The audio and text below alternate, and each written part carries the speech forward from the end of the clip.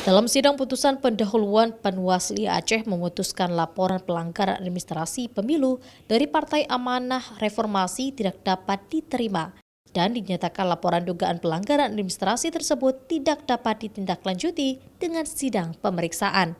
Majelis sidang berpendapat pelapor Partai Amanah Reformasi memenuhi persyaratan formil namun tidak memenuhi persyaratan material, sehingga laporan Partai Amanah Reformasi tidak menyebutkan secara jelas pelanggaran yang dilakukan penyelenggara pemilu KIP Aceh sesuai dengan peraturan Bawaslu nomor 8 tahun 2018 terkait pelapor harus menyertakan dengan jelas objek pelanggaran.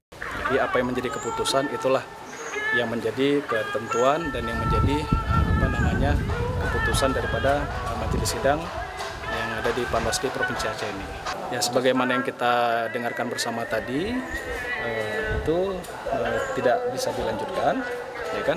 Dan hasil keputusan pendahuluan ini nanti akan kami secepatnya kita upload di media kita PPD Panwasli Provinsi Aceh.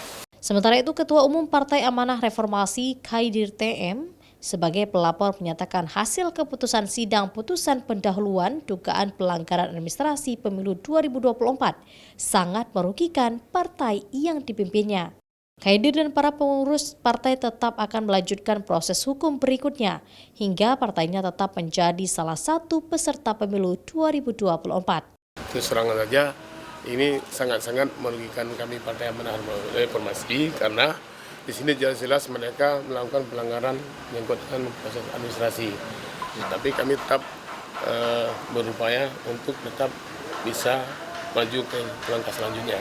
Seperti diketahui, Partai Amanah Reformasi menjadi satu-satunya partai politik lokal calon peserta pemilu yang dinyatakan tidak memenuhi persyaratan pendaftaran oleh KIP Aceh.